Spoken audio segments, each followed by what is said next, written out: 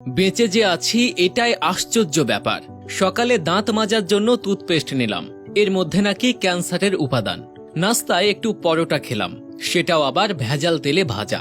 সুন্দর দেখে একটা কলা খেলাম, তাও আবার কার্বাইড দিয়ে পাকানো।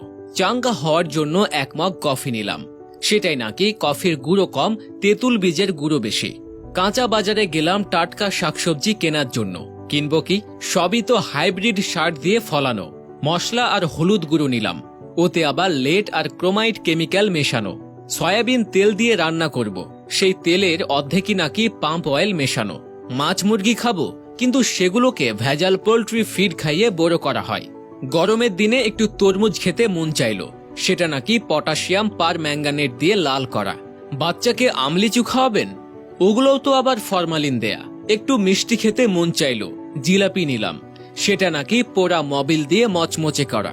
ইফতারে গলা ভেজাতে শরবত খাবো, তাতে মেশানো হচ্ছে ক্ষতিকর রং আর কেমিক্যাল। খেজুর কিনলাম চড়া দাম দিয়ে, ধরিয়ে দিল 3 নম্বরই খেজুর। ইফতারে মজা করে মুড়ি মাখানো খাবো, সেই মুড়ি ইউরিয়া দিয়ে ফোলানো। সরিষার তেল দিয়ে মাখিয়ে খাবো ভেবেছিলাম, সেই তেলেও তো ভেজাল।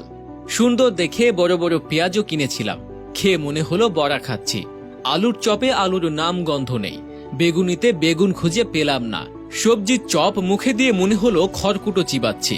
প্রোটিনের জন্য গরম দুধ খাওয়া দরকার, কিন্তু গাভীর পিটুইটার গ্রন্থিতে ইনজেকশন দিয়ে নাকি অতিরিক্ত দুধ দোয়ানো হয়, তারপর আবার মেশানো হয় 1 বালতি পানি। এত ভেজাল খাবার পর 2-1টা ওষুধ না খেলে তো শরীর টিকবে না।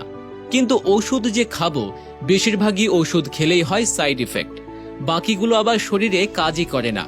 ওষুধ খাচ্ছি নাকি স্বাদবিহীন কাশির ট্যাবলেট খাচ্ছি, সেটাও একটা সন্দেহ। ভেজাল দিয়ে পেট ভরিয়ে বসে বসে ভাবছি এ পর্যন্ত বেঁচে আছি কিভাবে। চিনি আর লবণ দেখতে কিন্তু ঝরঝরে সুন্দর, অথচ সুন্দর দেখাতে গিয়ে এই দুটো খাদ্য আর খাদ্য নেই, হয়ে গেছে ক্ষতিকর রাসায়নিক পদার্থ। 3 বেলা করে খাচ্ছি কেবল বিষ। হাতের জীবাণু দূর করার জন্য হ্যান্ড স্যানিটাইজার মাখবো, সেটাও নাকি নকল। পানি দিয়ে হাত ধোবো, সেই পানির সাথে আসে দানা দানা ময়লা। সবজি কিনতে গিয়ে ভালো দেখে বেছে বেছে নিলাম, বাসায় এসে দেখি সব পচা। চিন্তায় পড়ে গেলাম, এ কেমন জাদু? ব্যবসায়ীরা কি মানুষ নাকি এলিয়েন? এখন মানুষের ইমানেও দেখি ভেজাল, আগাগোড়া মানুষের মধ্যেই ভেজাল। দুর্নীতির মধ্যে দুর্নীতি, তার মধ্যে আবার দুর্নীতি। ভেজাল আর দুর্নীতি মিলেমিশে জগা খিচুড়ি হয়ে গেছে, তার মধ্যে পড়ে গেছি আমরা। নিজের মনেই প্রশ্ন করলাম, আমরা কি আদৌ বেঁচে আছি নাকি ভূত হয়ে ঘুরে বেড়াচ্ছি? বেশি ভাবতে হলো না, কারণ উত্তরটা পেলাম সাথে সাথেই। যে পরিমাণ ফরমালিন খাই, তাতে শুধু ফলমূল নয়, সাথে আমরা মানুষেরাও সংরক্ষিত হয়ে গেছি, নইলে তো কবেই পচে যেতাম।